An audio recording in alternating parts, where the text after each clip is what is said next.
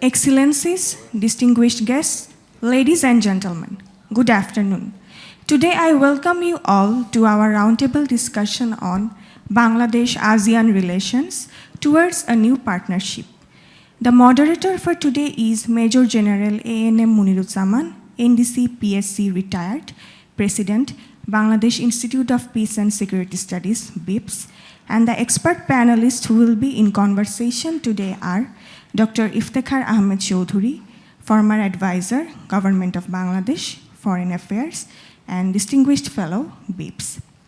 His Excellency Mitchel Lee, Chargé Affairs AI, Singapore High Commission in Dhaka, Bangladesh, and Mr. Shafqat Munir, Senior Research Fellow, BIPSS, Head of the Bangladesh Center for Terrorism Research. Now I would like to request the moderator to continue with the rest of the session. Thank you. Thank you. Distinguished participants, excellencies, ladies and gentlemen, a very good afternoon to all of you. It is my great pleasure and honor to welcome you all to today's seminar on Bangladesh-ASEAN relations towards a new partnership.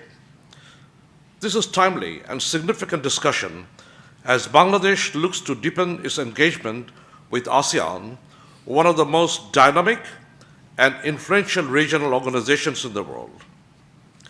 The relationship between Bangladesh and ASEAN is rooted in shared cultural heritage, geographical proximity, and a convergence of aspiration for peace, prosperity, and stability.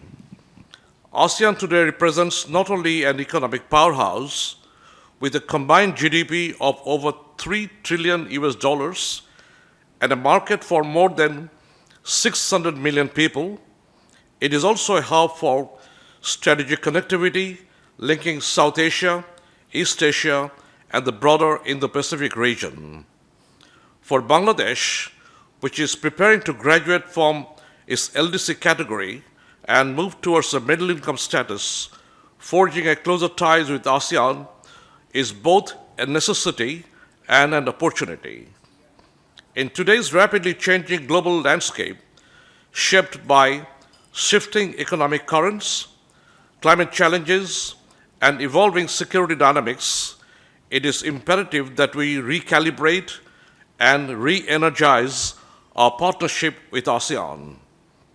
In this new journey and the new chapter that is being forged on 4 key pillars, and the core pillars are economic collaboration, enhanced connectivity, energy and climate resilience, and strategic cooperation.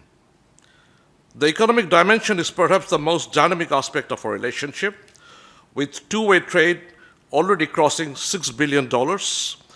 ASEAN has emerged as a vital partner for Bangladesh. As we prepare to graduate from LDC status, one of our foremost priorities is to secure greater market access and diversify our exports. Hence, ASEAN's vibrant economies and rapidly growing middle class offer enormous opportunities for Bangladesh. Second, we must focus on enhanced connectivity. Bangladesh is a natural bridge between South Asia and Southeast Asia, and we claim ourselves to be a bridge nation. For too long, limited connectivity has been a barrier to deeper integration. But today, initiatives such as ASEAN Highway, the Trans-ASEAN Railway, BIMSTEC cooperation, and the Bay of Bengal connectivity projects are opening new doors of opportunity. Third, in energy and climate resilience, both Bangladesh and ASEAN are members highly vulnerable to climate change. Joint work on renewable energy, green technologies, disaster risk reduction can foster sustainable growth. Fourth, our partnership most critically is in need of strategic cooperation. Bangladesh and ASEAN share common interest in safeguarding maritime security, ensuring freedom of navigation, maintaining stability in the Bay of Bengal and the wider Indo-Pacific region. A new partnership can provide a formal platform for dialogue and joint initiatives to address non-traditional security threats like terrorism, human trafficking, cyber defense, and environmental challenges. Bangladesh's pursuit for sectoral partnership status with ASEAN is not just a diplomatic initiative, it is a strategic proposition. We are a country of over 180 million people with a rapidly growing economy and a youthful, dynamic workforce. We are therefore a bridge between the people of South Asia and Southeast Asia, and our active participation in ASEAN will serve to strengthen the ASEAN vision of peaceful, prosperous, and a globally competitive region. A new partnership between Bangladesh and ASEAN, therefore, is just not desirable, it is essential and critically important. By leveraging our shared history, embracing economic opportunities, and addressing our common challenges, we can chart a path to ensure peace, prosperity, and stability for our people of the wider region. With these reflections, I very warmly welcome all of you again to look forward to a very insightful discussion ahead, because we have a very distinguished panel today, this afternoon. Ladies and gentlemen, I will now welcome Dr. Iftekhar Ahmed Chowdhury to take the floor for the next 10 minutes. Dr. Chowdhury, you have the floor. Thank you, General Munir. Lovely to see you all again. And welcome to BIPSS. I shall divide my intervention into two broad parts today. First, I shall focus on the contemporary global milieu in which Bangladesh and comparable states are operating, which will be a bit theoretical. And second, our possibilities of enhancing, that is Bangladesh's possibilities of enhancing our politico-economic clout by linking up with powerful groupings such as ASEAN. Those who have interacted with me earlier would be aware that as a student of political economy and international relations, I view myself as a structural realist. So what does that mean? It's a part of systems theory that argues that the international system structure, not the internal characteristics of member states, of important states, that is the primary determinant of state behavior. In other words, a state behaves not because externally, largely because of its internal dynamics, though that has an influence, but mostly because of the systemic ambiance of its operations. The concept originally was associated with Kenneth Waltz, but like all ideas, it has evolved. Policymakers and diplomatic practitioners should be aware of this phenomena, and more so in our country. For this, the international system is defined by three core elements. First is that the ordering global principle is anarchy. This means there is no central authority above states that can enforce rules or protect them. Multinational authorities are not sovereign. But this is not chaos. It is the absence of a supreme ruler, which is what makes the state system, according to Hedley Bull, anarchical. So states must ultimately rely on themselves for survival. Hedley Bull, by the way, is seen as the sort of founding father of the Anglo-Saxon School of International Relations and was my mentor at the Australian National University in Canberra. The second is the character of the state units, which are functionally similar regardless of their internal politics. It matters little whether they are monarchies or republics, democratic or authoritarian. They have the same fundamental function, that is to secure their own survival. Of course, their capabilities to do so differ, as some are strong and some are weak. So, the strong try to impose their will as much as they can, and the weak will try to play balance of power games by creating linkages with others. The third is the distribution of power capabilities. This is reflected in polarizations through eras. For instance, the world has been multipolar prior to the Second World War, bipolar during the Cold War between the Western and Soviet blocs, unipolar with the United States as the hyperpower, and now near bipolar with China's Thucydidean competition with the United States. From the systems analysis viewpoint, state behavior, including the interplay of balance of power, is the direct result of the anarchic structure. The systems theory explanatory power was somewhat obscured during the post-Cold War period, when the United States' dominance and liberal norms provided a temporary rear of world order imposed in the sphere of security by the US, of course, and United Nations, and in trade by the WTO. Because in the post-Trumpian America First principle, this layer of protection for weaker states is receding. Consequently, the raw structural pressures of anarchy is being revealed. Today, as great power competition returns, and those liberal norms are violated with impunity, the foundational anarchic structure of the international system is laid bare. Weaker states, among them Bangladesh, are discovering that their sovereignty is not protected by abstract rules. Instead, it is contingent on their own capabilities to navigate the balance of power in a sea of uncertain complexity. This is arguably the essential lens for understanding the core dynamics of the 21st century. Now, move to the second part of my presentation.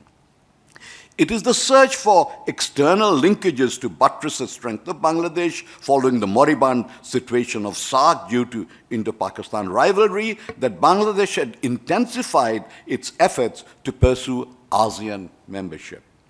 This was primarily driven by three specific factors. First, to integrate with one of the world's most dynamic economic blocs. Second, to gain better market access. And third, to attract foreign investments.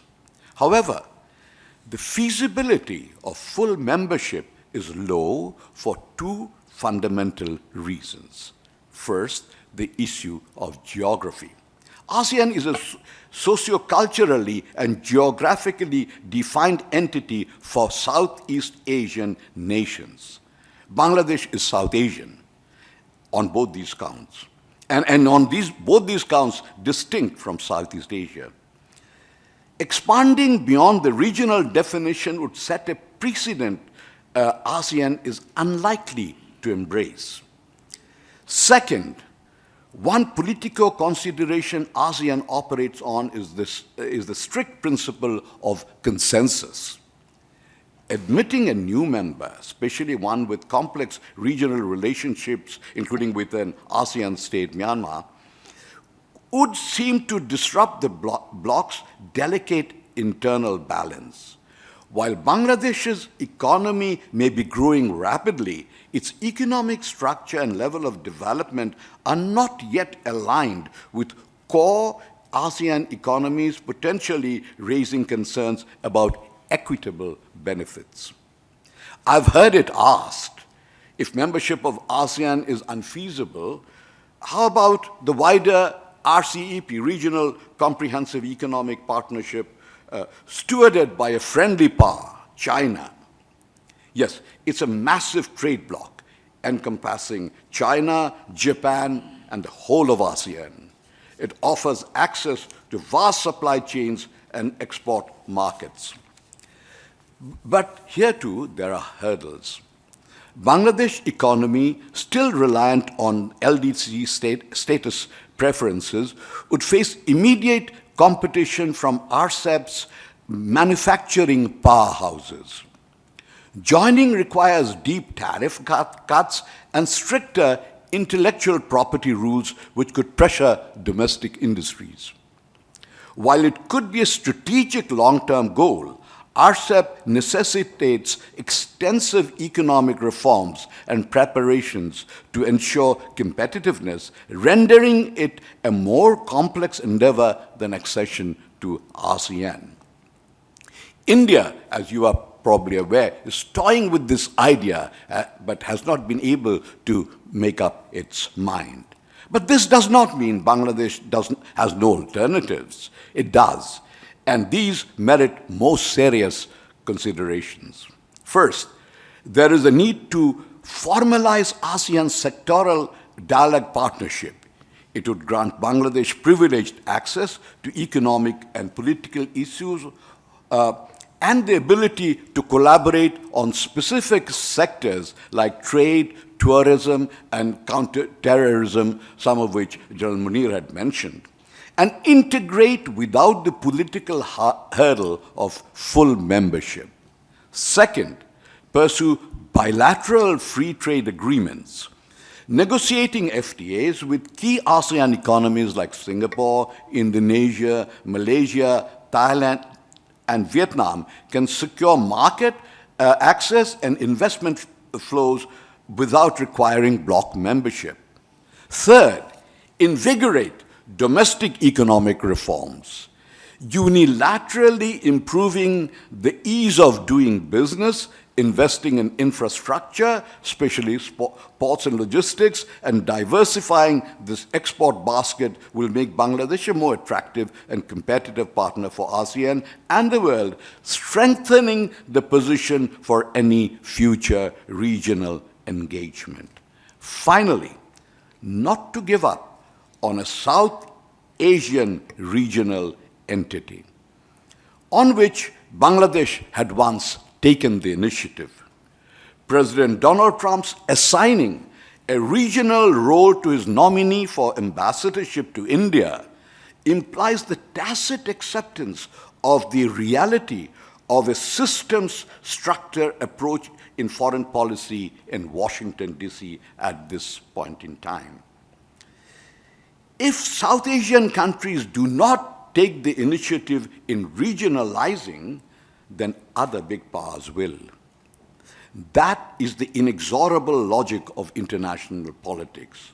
All in all, in diplomacy, we in Bangladesh have a hill to climb. Waiting will not make it any smaller. I thank you. Thank you, Dr. Chowdhury, for especially giving us that very conceptual framework of the international system in which ASEAN plays a very vital and critical role. I also appreciate that you gave us a reality check that we cannot climb into membership without any hurdles. That's why one of the ways I suggested is to go through the sectoral partnership pathway, which is probably feasible in some ways. I would also like to take this opportunity that I did not mention in my initial intervention to especially warmly welcome our colleagues from ASEAN missions in Bangladesh. And I also take this opportunity to offer my congratulations to our Malaysian friends and colleagues on their National Day. Please join me in congratulating them then. I shall now turn the floor to our friend and colleague, Mitchel Lee from the Singapore High Commission in Bangladesh.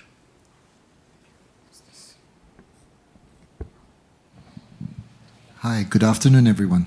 Thank you, BIPSS and General Munir, Dr. Iftekhar Ahmed Chowdhury and Shafqat for inviting me to speak at this roundtable. I will steer my remarks around recent developments in ASEAN with a view of showing how this is relevant in this context with our Bangladeshi friends, and how we can capitalize on these developments to build closer ties. But let me first just touch on, why ASEAN matters to Bangladesh. And I think this was touched on by our two earlier speakers. First, we have a large and growing consumer base, 670 million people, third largest in the world after China and India. We have a rapidly growing middle class, a young population, maybe not in Singapore, but the rest of ASEAN. Second, ASEAN's economic growth potential is big. As General Munir mentioned, GDP combined total is actually, from my account, is 3.9 trillion. It is one of the fastest growing regions globally, strong in consumer goods, digital services, manufacturing, green energy, and infrastructure. Third, it is a huge trade and investment hub. ASEAN is the fourth largest export market in the world. It is well integrated into global supply chains in electronics, auto, agriculture, and textiles.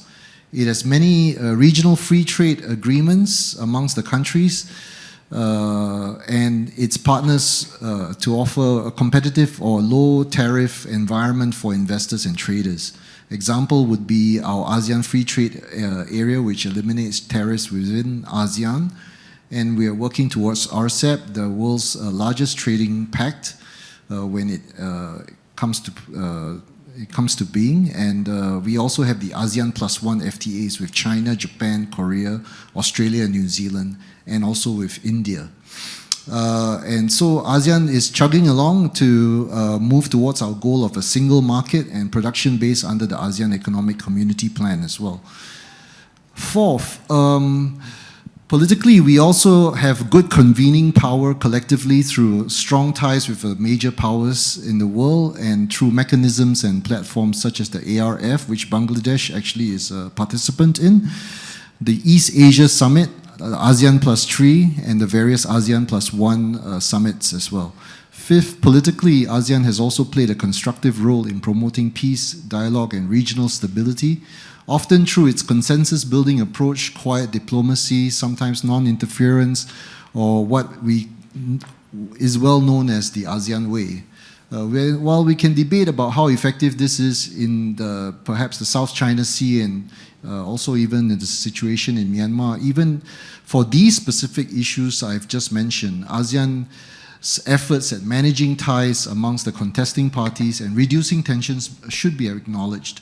Notably, we've remained relatively peaceful compared to other regions in the world in the 58 years of ASEAN's existence. So let me turn to the recent developments in ASEAN, and I want to highlight three areas where we have tried to build on our organization's strength. So first, we have tried to continue to expand our relationships and promote norm setting. At the recent ASEAN ministerial meeting in Kuala Lumpur in July 2025, Algeria and Uruguay acceded to ASEAN's Treaty of Amity and Cooperation in Southeast Asia. For those of you who are not familiar, the Treaty of Amity and Cooperation essentially is a peace treaty, and a total of 57 countries have signed to it.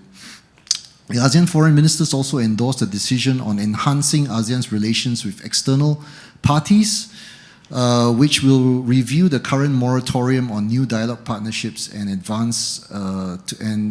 the foreign ministers also agreed to advance ASEAN relations with various external parties. Second, ASEAN has also sought to strengthen its economic integration.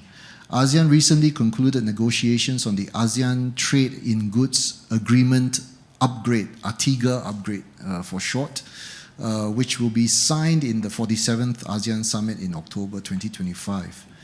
The foreign ministers also looked forward to the substantial conclusion of the ASEAN Digital Economic Framework Agreement, or DEFA, by end of 2025. When concluded, the ASEAN DEFA would be the first regional digital economy agreement. It will double the size of ASEAN's digital economy to US $2 trillion by 2030. That's the goal. The foreign ministers also agreed to accelerate the ASEAN Power Grid initiative. This includes adoption of the terms of reference of the framework for subsea cables development and the signing of the enhanced MOU on the ASEAN Power Grid by this year.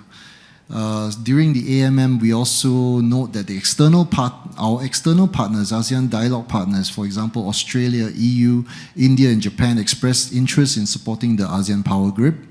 They will hopefully provide much needed technological transfer and best practices as well as financing to support this ASEAN Power Grid.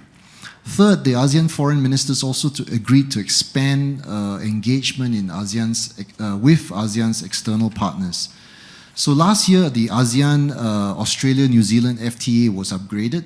This year, we will sign the ASEAN-China FTA 3.0 at the 28th ASEAN-China Summit in October. Next year, we are also commencing negotiations on an ASEAN-Korea FTA.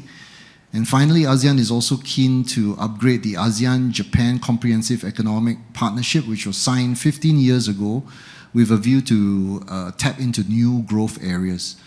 ASEAN is also plugged into other major frameworks, as mentioned, RCEP and the CPTPP, and Singapore is strongly supporting the accession of the remaining ASEAN members into the CPTPP. The foreign ministers also expressed interest in restarting discussions for an ASEAN-EU FTA, given the potential combined market of over 1 billion people. And fourth, ASEAN is also working to remain united and focused on its next phase of development amidst a difficult external environment. In this regard, in April 2025, ASEAN established the ASEAN Geo-Economic Task Force, AGTF. So this Geo-Economic Task Force briefed the foreign ministers in July on its recommendations to tackle the economic uncertainties ahead, which included how ASEAN needs to double down on integration, larger economic frameworks I mentioned like RCEP and cross-pillar coordination. And this is, of course, is against the backdrop of, degrading of the World Trade Organization framework and things like the tariffs by the United States. So these are things that this is why the ASEAN Geo-Economic Task Force has been set up. ASEAN also needs to encourage dialogue and cooperation in emerging areas of interest such as critical underwater infrastructure, security, and artificial intelligence. So we're looking into those areas as well. So ASEAN is trying to encourage our external partners to work with ASEAN on practical cooperation in the ASEAN outlook on the Indo-Pacific. So that's also a focus area. Fifth and final point is to talk about Malaysia's chairmanship of ASEAN under the theme Inclusivity and Sustainability. Singapore strongly supports Malaysia's chairmanship this year, and there are two noteworthy developments of its chairmanships which relate to my points about ASEAN's convening power and relevance. So Malaysia's active efforts to mediate the border conflict between Cambodia and Thailand, including holding talks, facilitating a ceasefire, and organizing the ASEAN Observer Mission should be commended.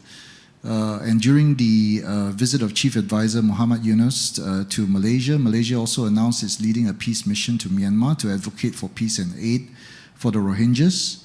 The mission will be led by the Malaysia's foreign minister and with participation for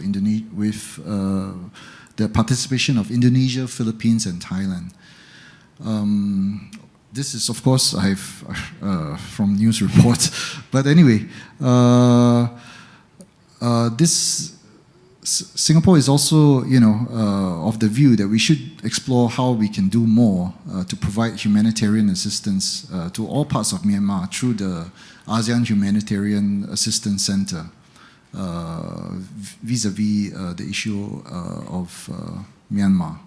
So let me stop here and thank you very much for listening.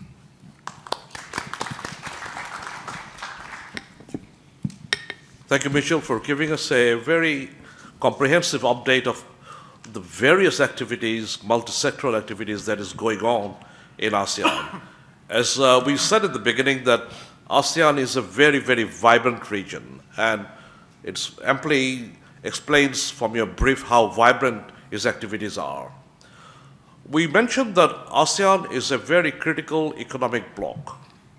Although it is not a military or a security bloc, but it has significant strategic role to play in the region and internationally and globally. So I would expect Shafqat to tell us about the strategic power play within ASEAN and outside ASEAN in inter-ASEAN way. And we'd also like to hear from you how ASEAN's humanitarian activities like the AHA Center can play a role in various ways within ASEAN and beyond the region. We are also very keenly observing the various ways ASEAN has established itself is ways of ASEAN centrality in many of the strategic issues of the world. So Shafqat, with that, the floor is yours. Thank you, Chair. Once again, I would like to extend my own warm welcome to all of you for joining us this afternoon. As someone who has lived in several ASEAN countries throughout my life, including many years in Singapore, I have always been really impressed with the way ASEAN has been able to create an identity for its citizens, a regional identity, and the kind of coordination and cooperation that exists within ASEAN countries amongst each other. And a great example, as Mr. Lee very correctly mentioned, is ASEAN's ability to even mediate on contentious issues such as the recent spat between Thailand and Cambodia. And for South Asians, I think, especially considering the moribund nature of regional cooperation in our part of the world, this offers a real example. The previous two speakers have very wonderfully highlighted the various facets of ASEAN and how we can cooperate with it. I want to touch a bit upon strategic and security cooperation. But before that, I want to mention that ever since our inception as an independent nation state, it has been our priority to always engage deeply with Southeast Asia. Even in the mid to late 70s, during President Ziaur Rahman's time, we saw robust engagement with various ASEAN countries, including all the ASEAN member states at that time, with inward and outward visits and so on. And whether it was defense cooperation, security cooperation, economic cooperation, Southeast Asia has always been our priority. And I don't think we can belabor on this fact enough that Bangladesh is a bridge nation between South Asia and Southeast Asia. While we are an important and integral part of the South Asian region, a part of Bangladesh also technically or geographically perhaps lies inside Southeast Asia. So we are a land bridge between those two vibrant regions, and therefore I'm very heartened that the interim government led by Professor Yunus has really made it a priority to talk about greater engagement with ASEAN. Now, in terms of strategic and security cooperation, what are some of the areas where we could work more with ASEAN? So, I mean, we could talk for hours, but in the interest of time, I have looked at a few areas where I think we could cooperate, deepen our cooperation. Firstly, I think it is very important for us to note that we have been a member of ARF, or ASEAN Regional Forum, since 2006. And most recently, in April this year, we hosted the 21st ARF Intersessional Meeting on Counterterrorism and Transnational Crime. I think, Anna, you were there as well, right? So this is one forum where we really need to engage more deeply, especially in the areas of counterterrorism and transnational crime, where we have a lot of expertise that we have built over the years, but we could also learn significantly from the expertise of ASEAN member states. And whether it is in priority areas such as combating illicit drugs, preventing and countering violent extremism, tackling trafficking in persons, and improving border security management. This is an area where I definitely see a lot of synergy potentially that could be developed between Bangladesh and ARF and ASEAN writ large. The other area where we could also engage in a lot of cooperation is both in terms of maritime security and in cybersecurity. Bangladesh and ASEAN, ladies and gentlemen, share overlapping maritime challenges such as piracy, illegal, unreported, and unregulated fishing, And of course, the growing issues of geostrategic competition in the Bay of Bengal and the seas that fall within the ASEAN region. So more joint initiatives, including in areas of maritime domain awareness, intelligence sharing, and collaborative surveillance, including using satellite and digital platforms, could be important ways in which Bangladesh can cooperate with ASEAN. ASEAN states such as Singapore also have things like the Chargé Fusion Center, where we would potentially like to see more cooperation and on maritime security issues. Cybersecurity is often not prioritized enough in Bangladesh, although we have faced significant cybersecurity challenges such as the Bangladesh Bank heist.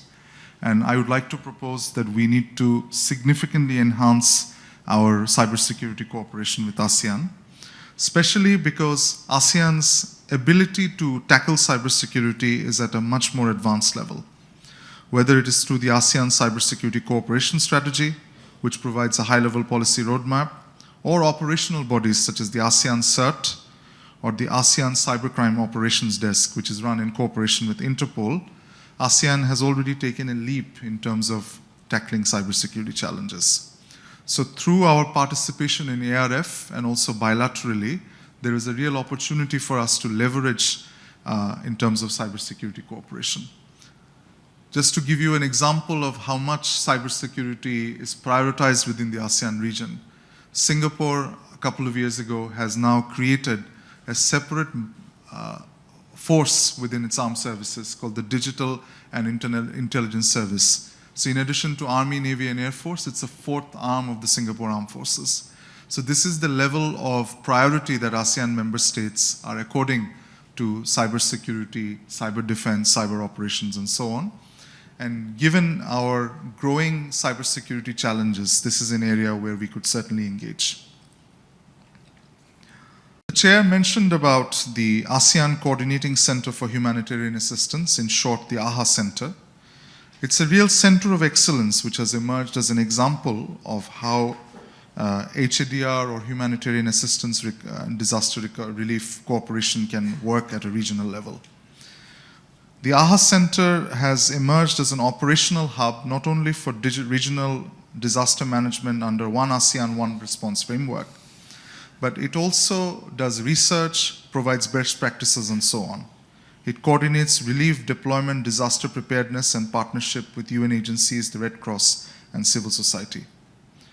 Over the years, AHA Center has strengthened logistics, forecasting, and early warning systems in cooperation with partners such as the Mekong River Commission and Mercy Malaysia. Bangladesh can certainly enhance its collaboration with the AHA Center by establishing a formal liaison mechanism between its disaster management authorities and the center. This would support our efforts in cyclone preparedness, harmonized early warning systems, pre-positioned relief supplies, and capacity building through ASEAN's response teams. We have an opportunity to deepen our cooperation with ASEAN through the AHA Center, but overall on humanitarian assistance and disaster relief issues. And we should potentially also look at a South Asian variant of the AHA Center, where Bangladesh can potentially take a lead. Bangladesh currently engages in robust defense cooperation with several ASEAN member states, including Malaysia, Singapore, Thailand, Brunei, and so on. But there is an opportunity for us to also leverage the ASEAN mechanism by expanding beyond bilateral ties to include multilateral cooperation under the ASEAN Defense Ministers Meeting Plus mechanisms. We have a lot of complementarity with several of the ASEAN militaries, so increased military-to-military exchanges, military training and education programs, and greater participation in ASEAN-led search and rescue and peacekeeping exercise would not only enhance our defense diplomacy, but also deepen our engagement with ASEAN. As many of you will be aware, or most of you will be aware, Bangladesh has made great strides over the past years in terms of peacekeeping training through BIPSS, Bangladesh Institute of Peace Support Operations Training. And there are several ASEAN states which also have peacekeeping centers. We could also look at how BIPSS could cooperate individually with those peacekeeping centers, but also with with the ASEAN framework as well in terms of peacekeeping cooperation. Because given our nearly 4 decades long experience in peacekeeping operations, we have now an opportunity to share best practices, training, and also various knowledge, know-how on how armed forces and police and paramilitary forces can participate in peace support operations. So I think that is an area which so far, hitherto I don't think it has been explored much, but I would like to suggest that peacekeeping cooperation could be another way where we could work more with ASEAN in the domain of defense and security. As we enter the intelligence age, ladies and gentlemen, there will be a greater need for countries like Bangladesh to think about digital connectivity, emerging technologies, and the catch-all phrase of artificial intelligence. On AI and emerging technologies, ASEAN as a bloc, but member states within ASEAN are actually working quite significantly. And Bangladesh can engage with ASEAN in areas like AI ethics, data governance, security of e-commerce to support our own national digital transformation agenda. And within economic cooperation as well, the framework of economic cooperation as well, there will be now a greater reliance or greater focus on artificial intelligence where Bangladesh and ASEAN as a bloc, but also member states can operate. In terms of training of diplomats, we already have a lot of engagement bilaterally with ASEAN states, but we could potentially look at our Foreign Service Academy running more programs for diplomats of ASEAN states. So while we talk about membership, and Dr. Chowdhury has very articulately explained why membership is not really the pathway, but sectoral dialogue partnership is. So while we talk about sectoral dialogue partnership, and especially as a new government, inshallah, takes over at the beginning of next year, we would like to see a greater and more deepened engagement with ASEAN. And we had a Look East policy before. I would like to suggest we should now look at a Look East 2.0, where we have to prioritize our engagement with Southeast Asia. And we have to leverage on the fact that Bangladesh is a land bridge between South and Southeast Asia. And through all my years of living in Thailand, Cambodia, Malaysia, and Singapore, I have seen that how much ASEAN has been able to progress because it's prioritized the regional identity over parochial national identities. And that is perhaps the biggest lesson that ASEAN can offer Bangladesh and South Asia. I'll stop there. Thank you.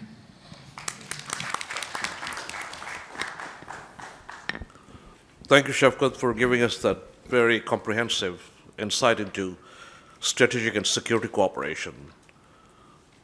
We know that we, as a member of ARF, should play a bigger role in security cooperation in issues of peace and security and stability.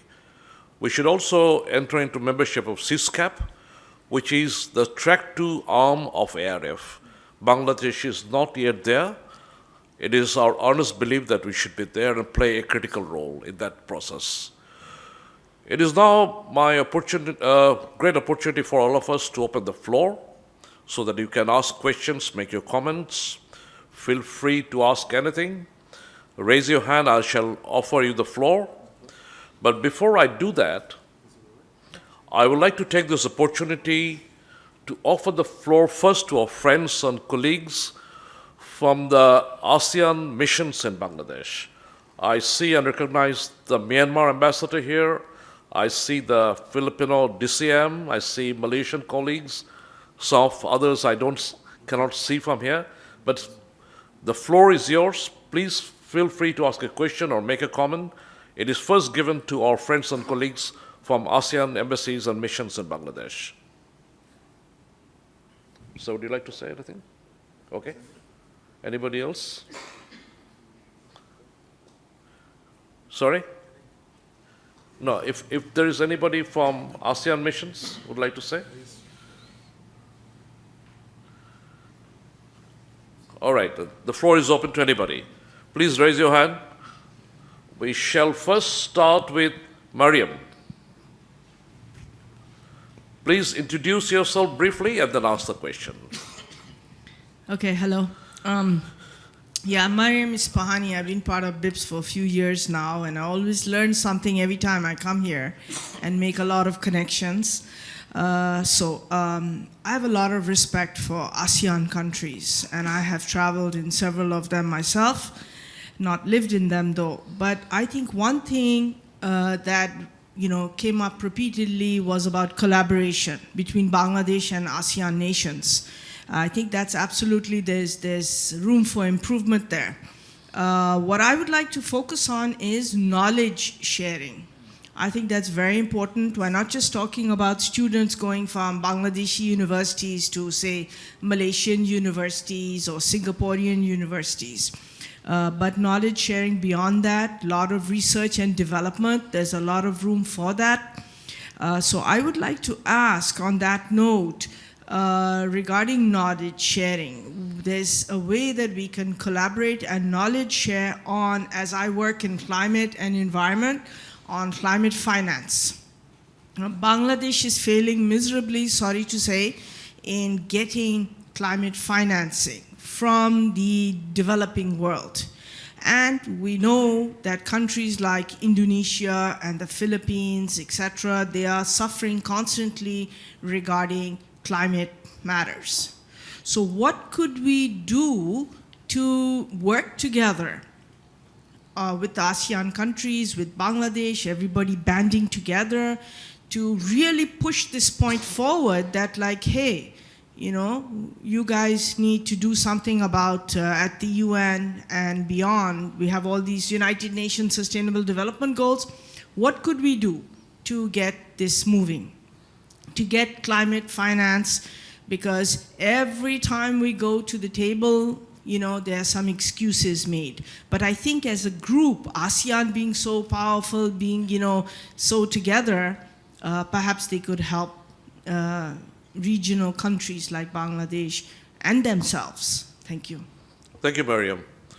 I shall now go to Ambassador Shahid, because I know that you've been an ambassador in Thailand. So happy to hear your perspective.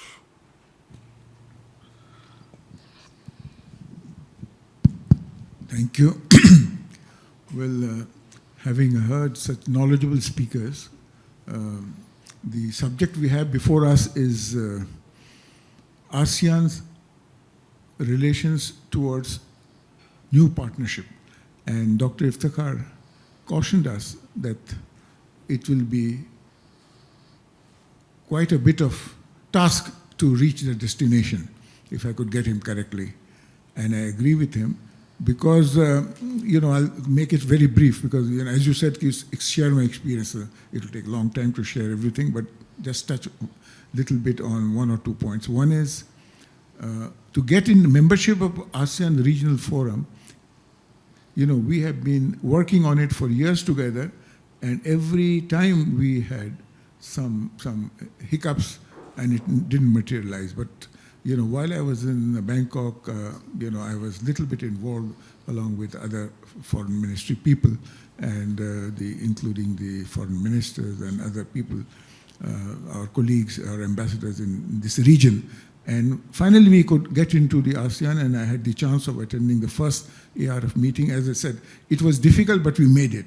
And now getting into the subject, the sectoral partner, it is not going to be easy, but many countries have become sectoral partners, and Bangladesh definitely would like to move towards this objective.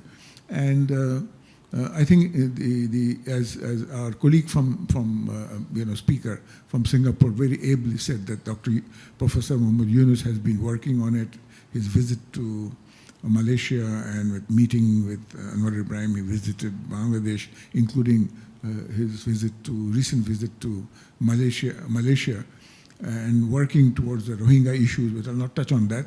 But then the subject was whether we could get into this sectoral partnership, and that is what our Ministry of Foreign Affairs and other government authorities are working towards it. And with the help of cooperation of certain countries, ASEAN countries, I'm sure I feel that we can reach the destination. This is the point I'm going to make it. And then we have many issues of cooperation, but I think we have huge area which is the Bay of Bengal, and we have not been able to make much headway in this region. And I would think that we know very little of the deep sea fishing, and little bit I know that the various foreign, trawlers and ships, they come and take away all the resources, and we can do anything. Neither we have studied the amount of, sea resources we have. So this is where also our ASEAN and Thailand was quite an instrument in moving forward in this area, and I think there has been a good number of work. I also served in Malaysia, for your kind information. I had served in two ASEAN countries. So, there's much to say, but I would say that there could be a good cooperation amongst the ASEAN countries, especially in the Bay of Bengal, which we are lacking. And I think there is interest from that area also. So much so the BIMSTEC is also involved in this region, as you know. I'll end over here. Thank you. Thank you. I'll give you the floor, sir. You have the floor. Can you get the microphone here?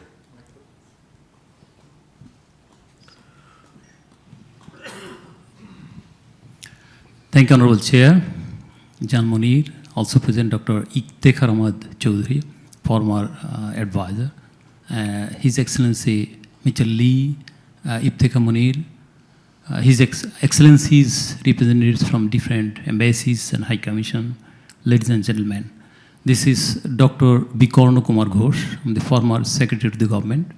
Now I'm working with FBCCI, Innovation and Research Center. FBCCI denotes the Federation of Bangladesh Chambers of Commerce and Industry. It's the apex or umbrella organization for the whole of the private sector. In Bangladesh, the private sector contributes to almost 84% or 85% of the total economy. And this is the research and innovation wing for the FBCCI. This is the age of knowledge building and also the research and development from the traditional area to a new area we're shifting. Actually, we are doing a different kind of transnational knowledge sharing, partnership, different kind of economic partnership, different research bridging. We work with different universities inside and abroad, and different innovation, and also public-private academia bridging inside Bangladesh. Recently, we started our function just 4 or 5 years back. The ASEAN is the very emerging and growing partner with the Bangladesh. Now there's immense potentialities for this kind of partnership. We are working in a new building, about 13th floor. You have different research floor, innovation floor, training floors. And I invite you to all people here for the excellencies, the representatives, and also the distinguished guests here to have a visit. How we can work together in terms of different research and development, different kind of emerging technologies, or say like artificial intelligence, big data analytics, blockchain, this kind of partnership we want to do with different chambers, different research centers, and also different countries like that. So this is from my side. Let's work together, make a better option for partnership, how we can make our relationship together, we build our nations in a better way. Thank you very much. Thanks, Thank you. Honorable Chair. Thank you. I did see a hand there. Yes, yes, sir. You have the floor. Microphone.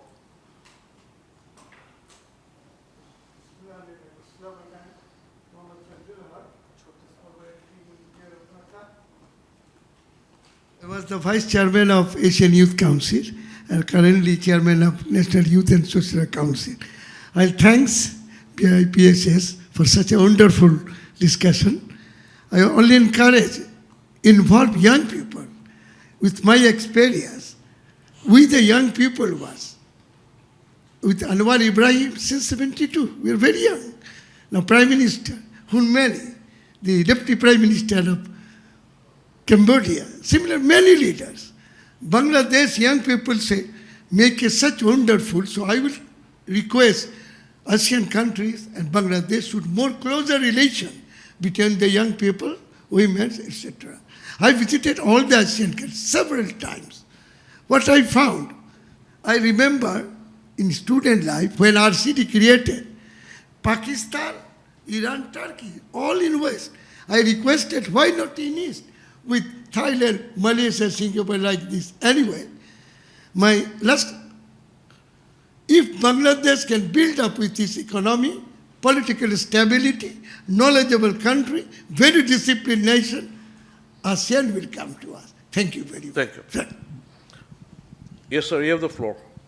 Thank you very much. My name is Uwais Pare. I work with UNDP, or United Nations Development Program, as a senior economist. This topic is indeed very close to my heart. I have South Asian origins, but I call Indonesia my home. And so indeed, I think there is and we heard earlier, how much the region and Bangladesh can benefit from more economic cooperation.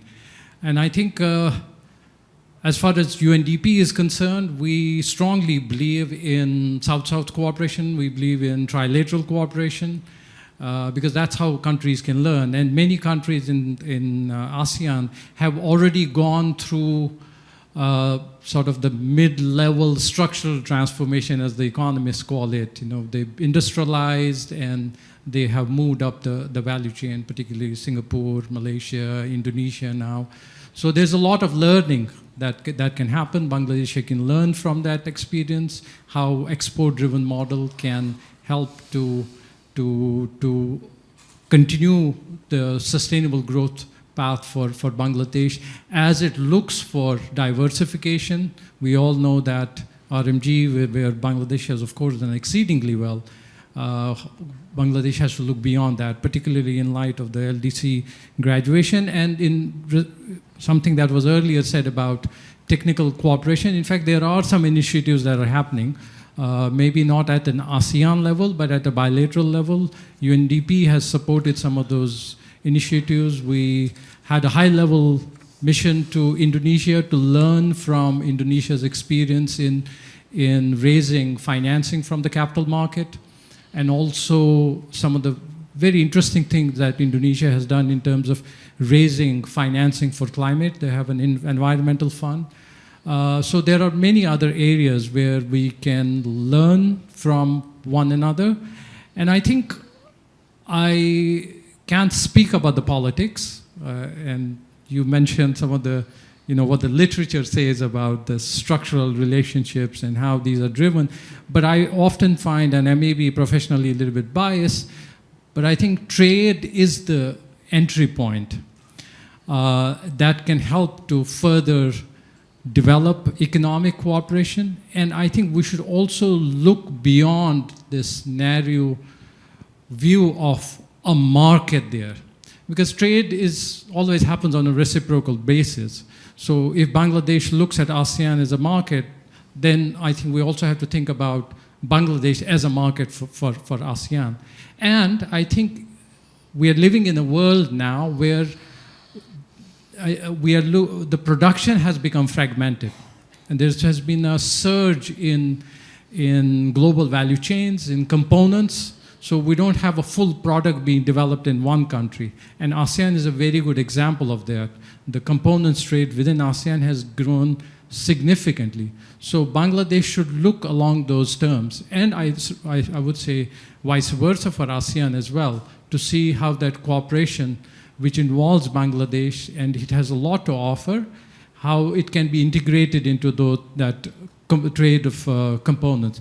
Once that happens, I think, I won't say it's inevitable, but usually investment flows, because you're looking at the whole value chain, how you can develop different products in different places. So, and that can provide a platform for even greater political cooperation. Thank you very much. Thank you. Yes, Admiral, you have the floor. Yes. Thank you. Thank you very much, sir.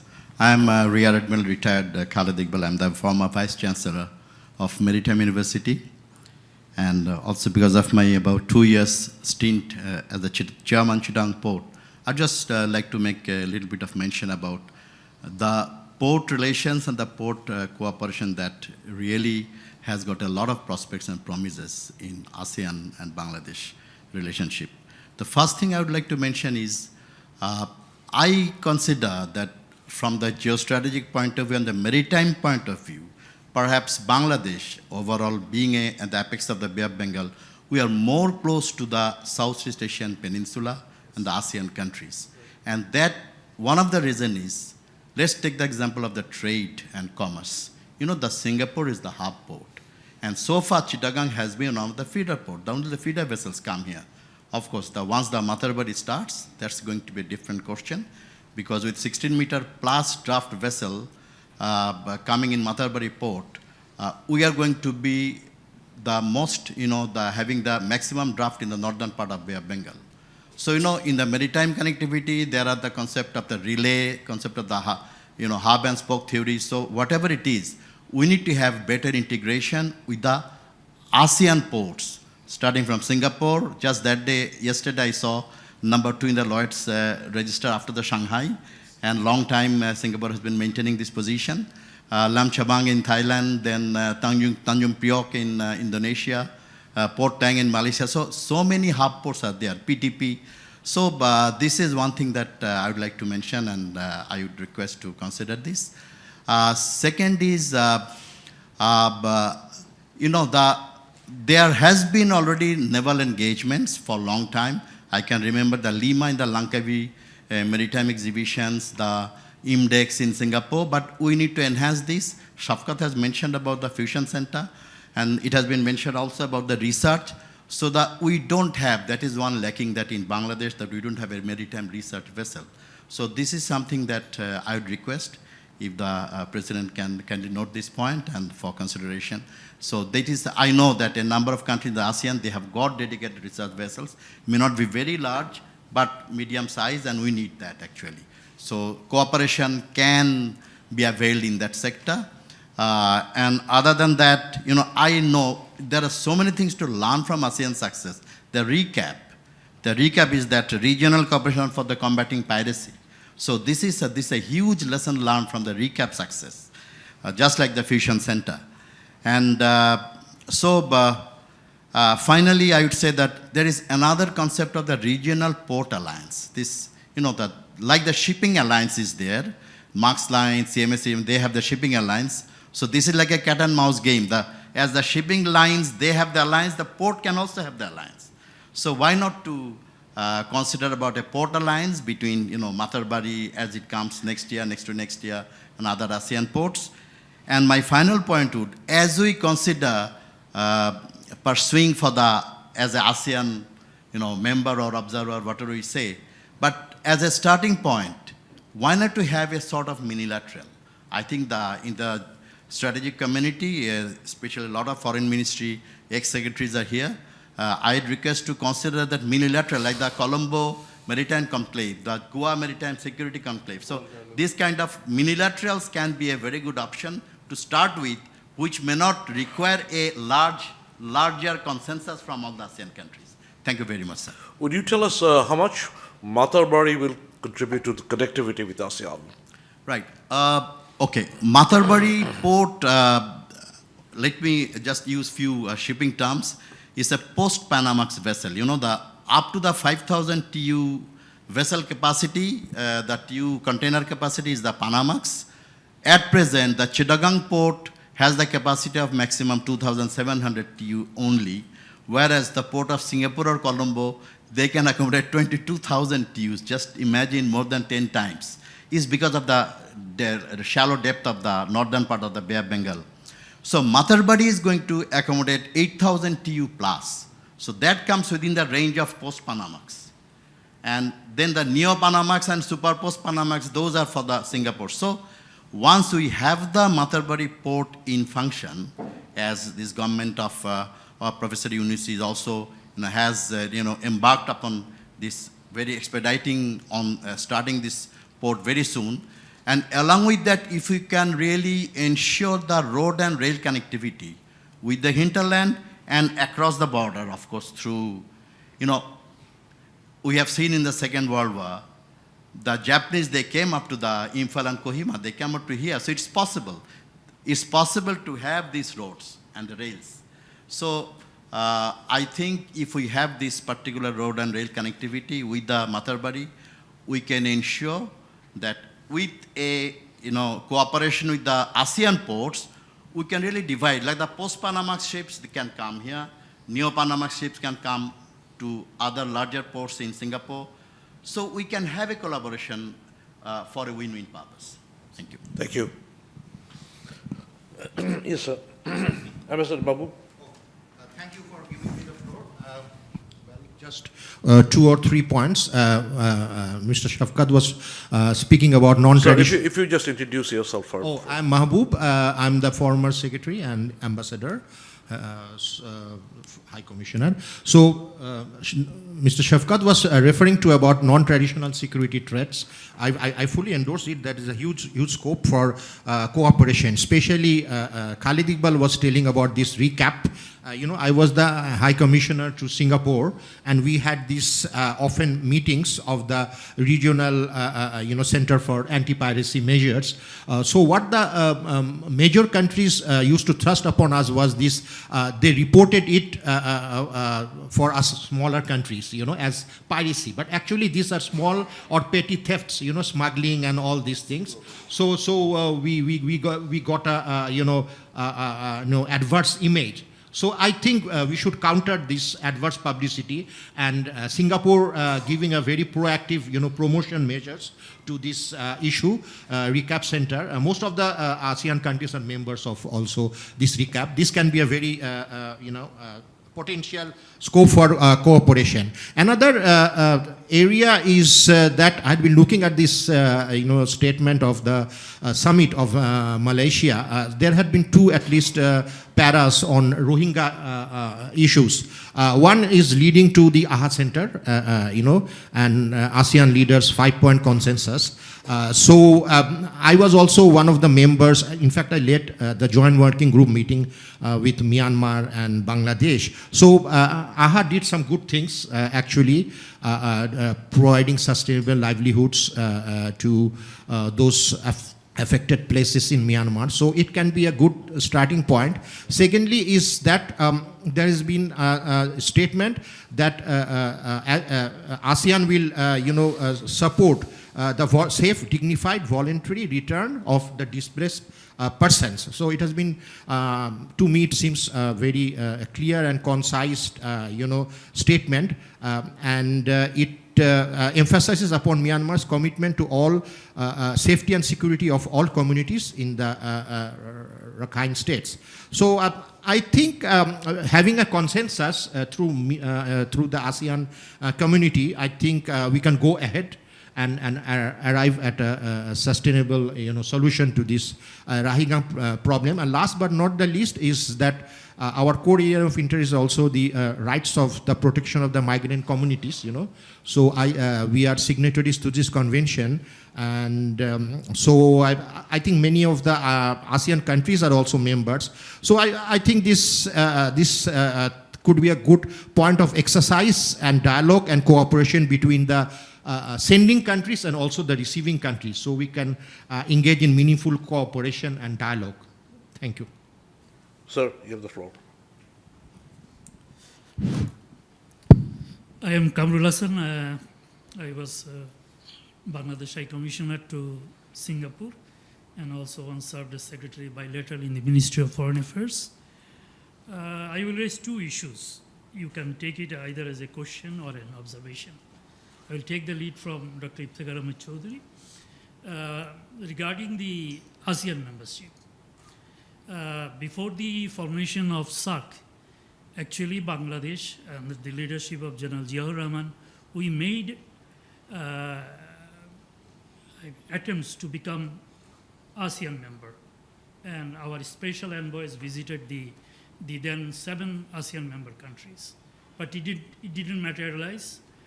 And I think logics are like that Bangladesh economy was not compatible with the then 7 members of the ASEAN. But now the situation has changed. Bangladesh is now on a firm economic base. It's a $500 billion economy, and we have so much engagement with ASEAN countries, billions of dollars of bilateral trade. And moreover, we have a huge expatriate community there regarding the maritime security and other areas. There are a lot of areas where the ASEAN countries and Bangladesh can be complementary. So based on that, I think already our chief advisor formally raised this issue with a few ASEAN countries, whether Bangladesh can be accepted as an ASEAN member. So we should keep that one. It is obvious that ASEAN countries may not agree to this instantly, but as Sir has mentioned, General Munir, that we should engage ourselves with sectoral cooperation, and that will actually pave the way to eventual ASEAN membership. And the other area I will raise, it is never formally taken up by the Chinese with our government, but informally. The then Chinese ambassador Ma, he discussed in some informal gatherings that as Mr. Mitchel Lee has mentioned, the energy corridor. His idea was that the Laos is surplus in hydroelectricity, and most of their hydroelectric projects were financed and are being financed by the Chinese government. So there could be a energy corridor starting from Laos, going through Thailand, then crossing Myanmar and reaching Bangladesh. And if the political stability returns back to Myanmar, this is still a very, very much possible. If the Myanmar can get the wheeling charge as well, that will also be an income generating source for Myanmar. But we need electricity. We need electricity. So these are the two issues that I want to bring to the floor. Yeah, the prospect of an inter-regional grid has been on the table for quite some time. In my very recent deliberations in Brisbane last week, this came up very, very prominently, of connecting Southeast Asia grid to South Asian grid, in which exactly we can really benefit. Can I have Ambassador Shamim at the rear? Sir, you have the floor.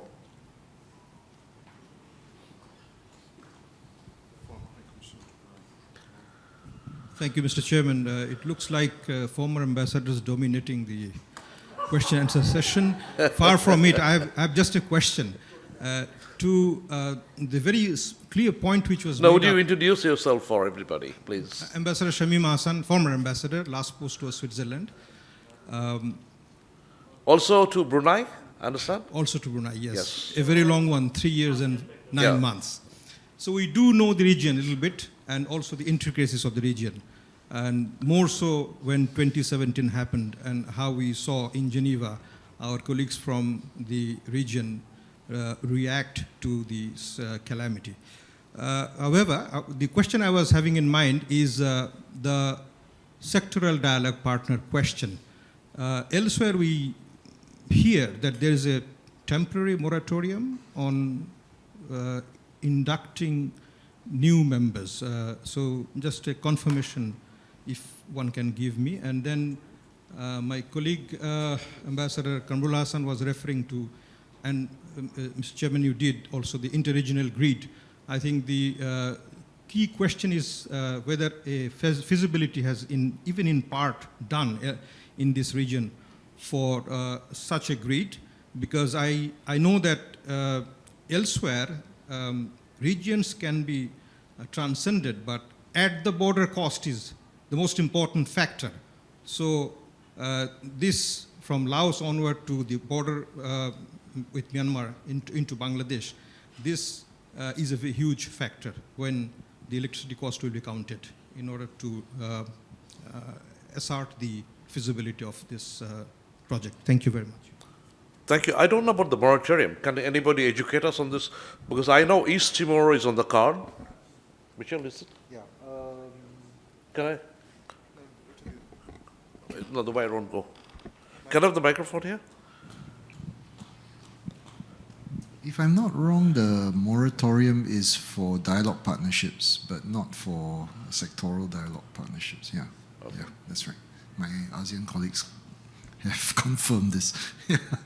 So it's still possible. It's possible. I mean, maybe I just talk a little bit about the sectoral dialogue partnership. But this is my own personal view, is that I think there are a lot of good ideas raised here on how we can increase our relationship with one another. Perhaps what needs to be done is really to take some of these ideas, or all of it, to MOFA and to the policymakers who are really trying to put this forward and look at what is feasible. And have a dialogue with ASEAN Secretariat as well in Jakarta. You have your embassy in Jakarta, and you know, find out from the Secretary General, who I'm sure is very accessible, on what are the steps that Bangladesh can take to become a sectoral dialogue partnership. Pakistan is a sectoral dialogue partner, and so also, I think, look at Pakistan's path, and I know Bangladesh is getting closer to Pakistan every day these days, in recent days, and they may be willing to share also what is their experience as well. So I think these are just my suggestions on how Bangladesh can move closer towards this dialogue partnership, sectoral dialogue partnership goal.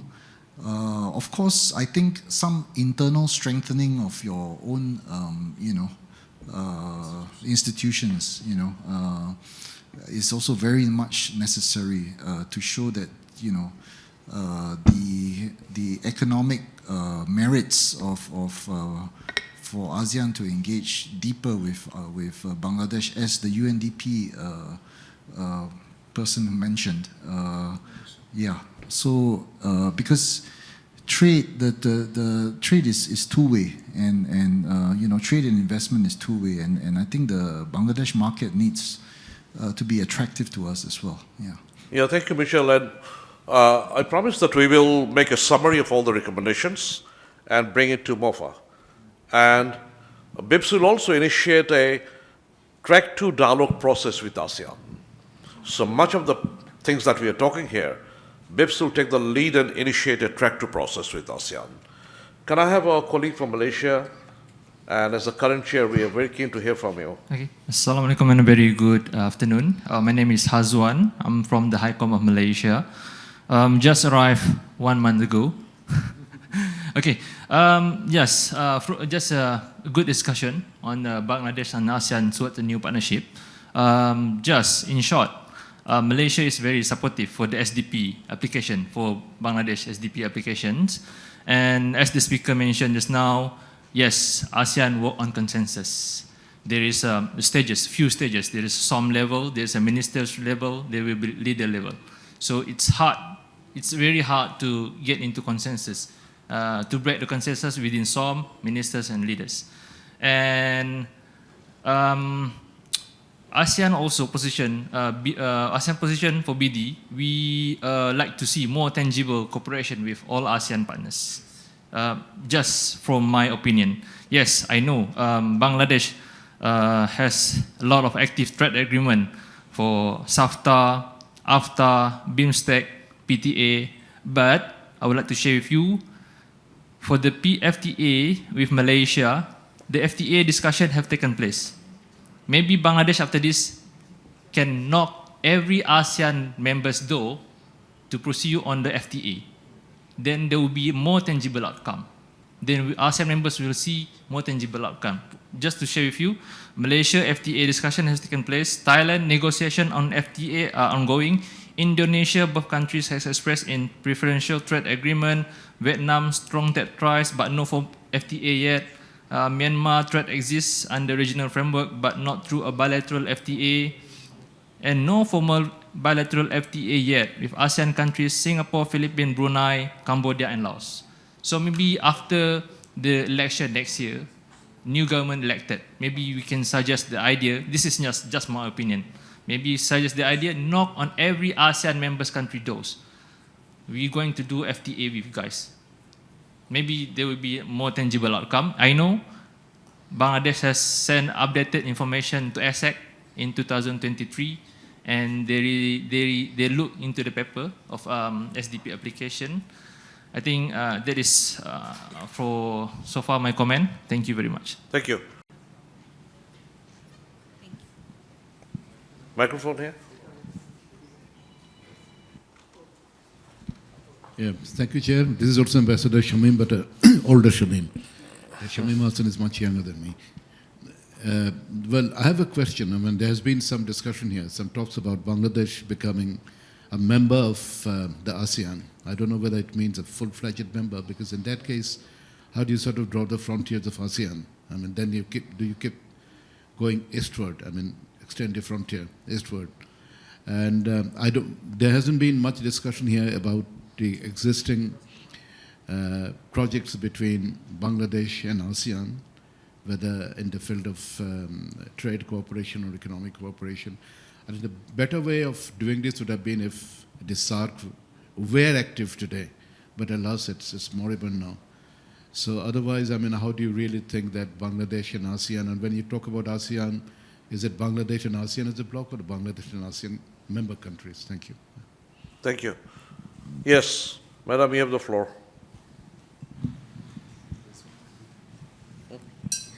Thank God, actually, I'm not in part of any embassy, actually. I'm Jesmema Sabatina, and I'm working with Young West Contact Point of Loss and Damage Working Group, and I'm from the climate background, and maybe I'm the youngest one here. So what I'm actually wanted to say that we as a young people have a very vast and huge network in South-South cooperation in climate processes or COP negotiation. When it talk about negotiation, we have to be more transparent and more strong position as South-South cooperation from the global north. And we should actually extend that cooperation into the ministries, because in India, Nepal, or Malaysia, Singapore, these all have the climate-induced problem. So why not we can gather all the data, all the information, and represent to the global north that we are facing these things, because without the proper data, without the, we can actually can't ask that we need fund, we need this, because always the global north people say that you don't have the proper data. So why not the South-South cooperation become more strong to be a proper data guide, that so that we can ask for the fund and adaptation, and for the climate-induced displacement people and migration people, because there's so many Rohingyas refugees there. So with that proper data, not only the climate sector, but also the IT and software and technology base, we can exchange the knowledge by the youth, because youth is the most enforcement or a better outcome for the society. Thank you. Thank you. Can I have the Dean of North-South University? Sir, you have the floor. Thank you. Thank you to all the speakers for their excellent speeches. Now, I would have a very short question, particularly for the excellencies from ASEAN embassies. I was wondering that, like EU, does ASEAN have some unwritten rules of membership?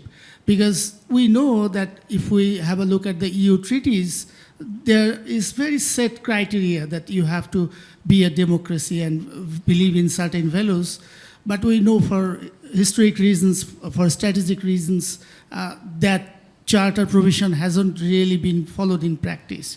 So I was wondering that, is it just an issue of frontier, or there are other values that is underlying there? Thank you. Thank you. Dr. Isharaf, here, please. Bismillahirrahmanirrahim. Thank you very much, distinguished guest. I have a different identity. I am Bangladeshi, but currently I am living in Malaysia. My family members are related to countries, ASEAN countries. My daughter is a student of University of Yalanga, very famous business city of Indonesia. And I have a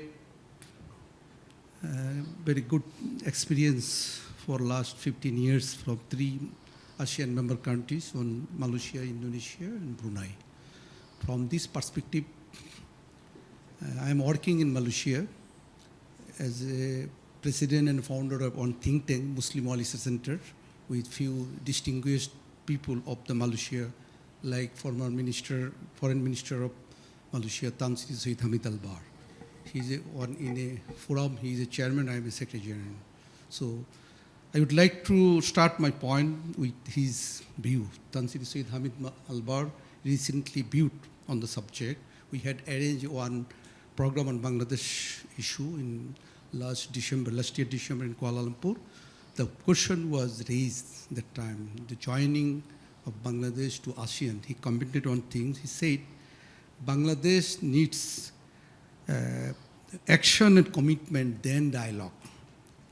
He welcomed joining with ASEAN, but he suggested Bangladesh should develop something. One, Bangladesh should develop its own narrative. Two, he said, Bangladesh should do something visible for regional and international area. Third, Bangladesh should work to revive the SARC. Another, why I'm promoting his views, because he's one of the geopolitical merit, not on the region, for whole Muslim world. So his view, he's very much connected with Malaysia. So this is one point. From my point of view, I would like to thank our chairman, General Munir, he and his son, principal research fellow, senior research fellow of BIPSS, which is related to my study on the ASEAN, SARC, and Rohingya issue, the strategic connectivity, strategic cooperation, and strategic power play role. I joined as a speaker in the Rohingya Stakeholders Dialogue Conference in Cox's Bazar. I focused on things, geopolitical, strategic, and security aspect of the Rohingya crisis. I suggested, which is published in the newspaper, that if ASEAN work for betterment of whole region, ASEAN should engage along with China to solve the Rohingya crisis. According to my study, ASEAN role and attention for Rohingya is not satisfactory, very less. I have one security narrative, very famous in Malaysian think tanks and academia. I'm trying to promote it also in Malaysia. Security risks and threat through Rohingya crisis in ASEAN and SARC countries. I said many times, there is a serious, dangerous security risks within the Rohingya crisis. If ASEAN countries ignore it, it will damage, it will destroy whole region. Same thing in front of Chinese ambassador in Bangladesh, I said, China should come out very loudly, dynamically to solve the crisis. China has a very good connection with ASEAN members, and particularly with Malaysia current chairman. I have a few practical experience from the Malaysian Foreign Ministry statements. Malaysia is very much active to solve this crisis practically, but unfortunately, there is some barriers from the ASEAN mechanism. I would like to draw our Excellency, the Singaporean Honorable Representative. Singapore should take a leading step. If you don't know what I said for China, China is trying to enjoy economic development from this region. But if you do not give more attention to solve the Rohingya crisis, China and you and others, nobody can enjoy in future. This is our view. Thank so you. I would like to draw all of your attention. We have to think from Bangladesh side, from the ASEAN side, also the global international player, how you will work to solve the Rohingya crisis jointly with China and ASEAN, Bangladesh, Myanmar. For the reason, just 1 minute, I already proposed to form a regional forum, task force. I said it, Group 4, United Nations, YC, ASEAN, and China. China is a main player. China has a lots of mechanism. China has a dynamism how to solve the crisis, because creation of the crisis, China has a knowledge, China has a involvement. So China has to come forward to solve it with ASEAN and also international communities. Thank you. Thank you. Any other last-minute questions before we wind up? All right. Please be very brief because we are about to wind up very quickly. Thank you. I am Mohammad Abdul Hannan, currently working as an assistant professor at the Department of International Relations, Bangladesh University of Professionals. So the topic is very much related to my area of interest because I offer a course titled Southeast Asian Affairs in our master's program. So I have a very precise question, that is, Bangladesh also exports a portion of its manpower to Southeast Asian countries, namely Singapore and Malaysia. So what Bangladesh government is trying to increase the number of its manpower exports, semi-skilled and skilled. My question is, what kind of actions and policies Bangladesh can consider to increase the number of its manpower export to these countries? Thank you. Thank you. Thank you all very much for your interventions. We shall now go back to our panelists, and we'll start with you, sir, Dr. Chowdhury. Thank you so much. Thank you so much. It was really enthralling. I want to congratulate all of you for your participation. Each one of you who have spoken have made a contribution that is to be recognized. Again, wearing my structural hat of caution, I want to flag one or two things. One is, many of you may know that I've been ambassador to the WTO for many years. One of the things that the global system wanted to do was to allow each member state of the global system the most favored nation treatment at a very general level. So when you form these organizations, these multilateral organizations, the first question was whether these organizations are WTO consistent. Eventually, it was determined that they are WTO consistent, not because these arguments were logical, but because people who formed these organizations, countries, were powerful. European Union, for starters, ASEAN also, etc. So thereafter, it was determined that, all right, you'll have your regional trading associations and you'll carry on trade and other business. But the problem with these regional trading organizations are they're very self-contained. They like to be self-contained. The primary members are the primary focus of all these organizations. So ASEAN, for instance, you have ASEAN plus one, plus, etc. So you deal with other individual members, not all together. Someone has suggested sort of FTAs all. Of course, as you know that we have tried FTAs with many countries. We haven't succeeded. It's not easy to negotiate FTAs, as our colleague from Singapore would apprise you. So everything that you have said, very good. It's like motherhood. No one can actually contend or challenge anything that you have said. The only difficulty is getting these across in a way they are acceptable to the members of those organizations. talking of values, whether they are secret values, yes, of course, all of us know that there are secret values. Why hasn't Turkey been a member of the European Union for years on end? You see, so there are values. Bangladesh is not, as I have explained in my intervention, a Southeast Asian country. You suddenly take 120 million people and tell the Southeast Asians that, look, I mean, we are the same as you. This will not happen. Therefore, we have to be pragmatic in our approaches. There are excellent ways of cooperating. Many of your ideas have been given, not necessarily for the first time, by the way. I mean, those of you who have been ambassadors are aware that you have all been giving these ambassadors for these views for years on end. However, our knowledge is improving, technology is improving, we are getting more and more relevant to one another, and eventually we will devise mechanisms by which we can sort of work with these bigger multinational organizations in a way that will benefit ourselves and also the multilateral organizations. Thank you. Thank you, Dr. Chowdhury. Mitchel?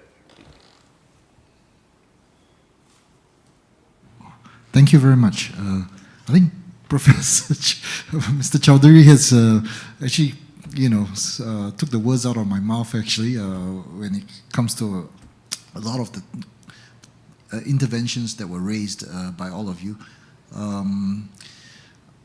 So the big hurdle for membership is really, at this point in time, we don't feel, ASEAN doesn't feel it is, Bangladesh is part of, it belongs to Southeast Asia. That can change, but it's not going to be overnight. These are constructs, whether you call it Southeast Asia, the Indo-Pacific is also another construct that is evolving, so this is, it's not an absolute thing. Where there's a wall around Southeast Asia.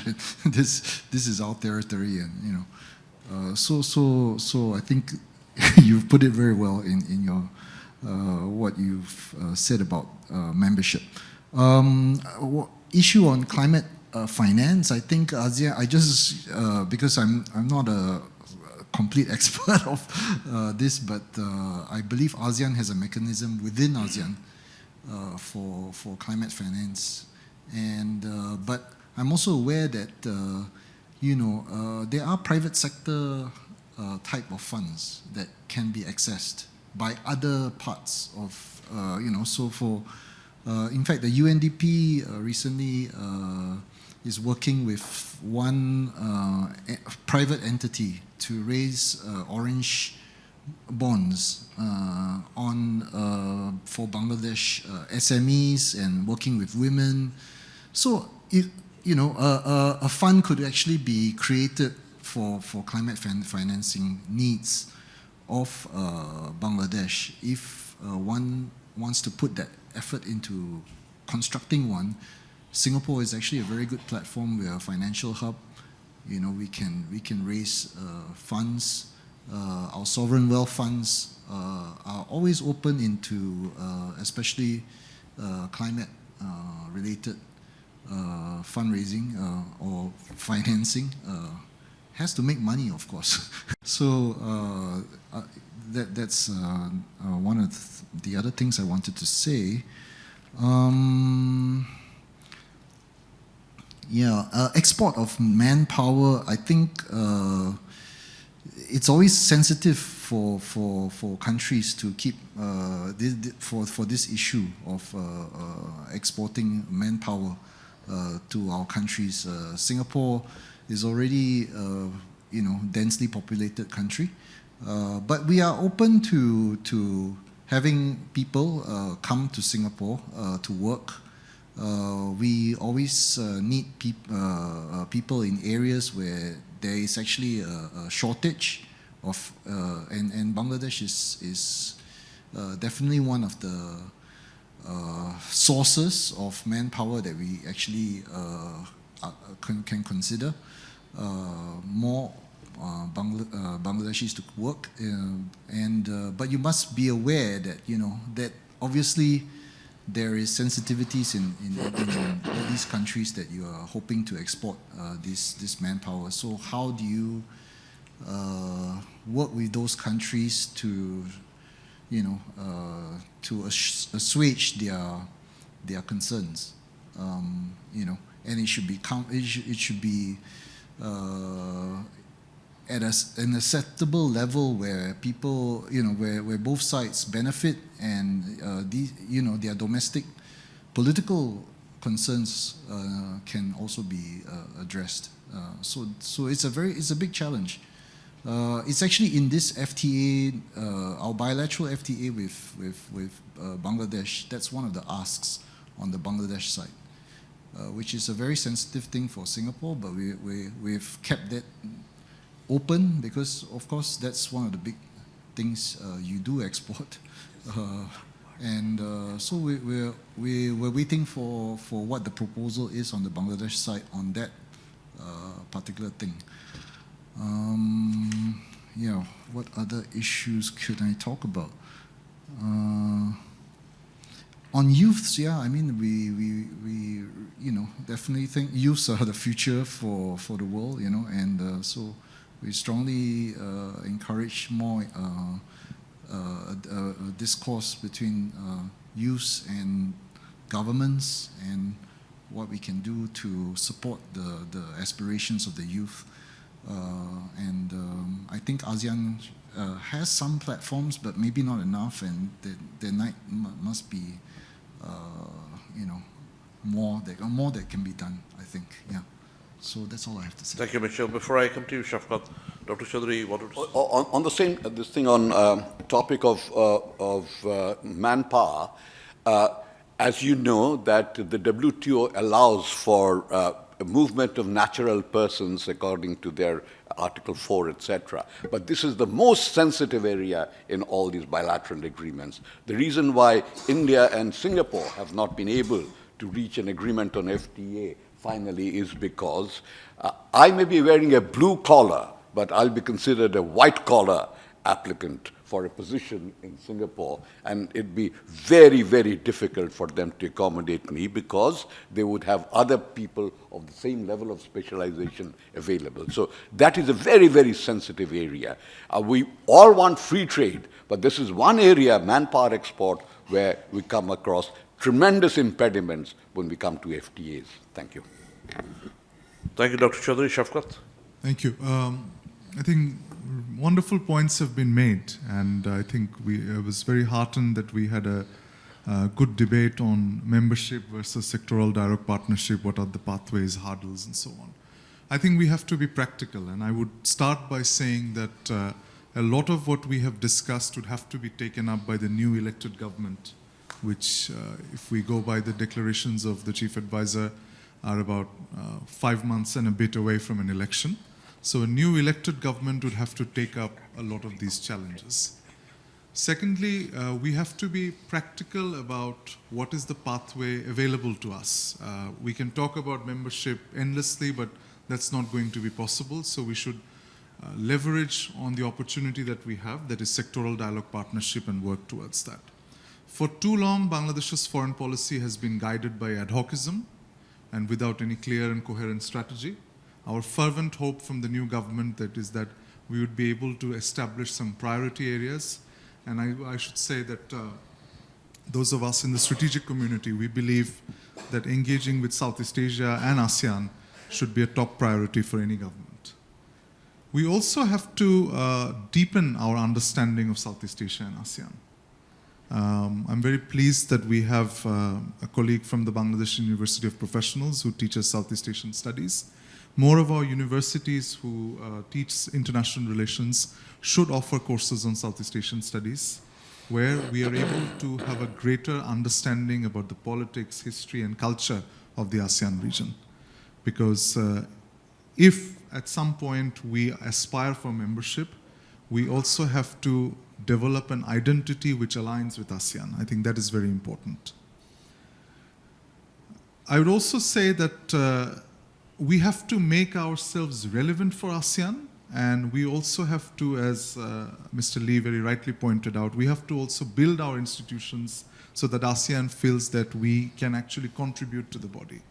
And even for East Timor or Timor-Leste, which is going to get membership soon, it has been a long graduated process.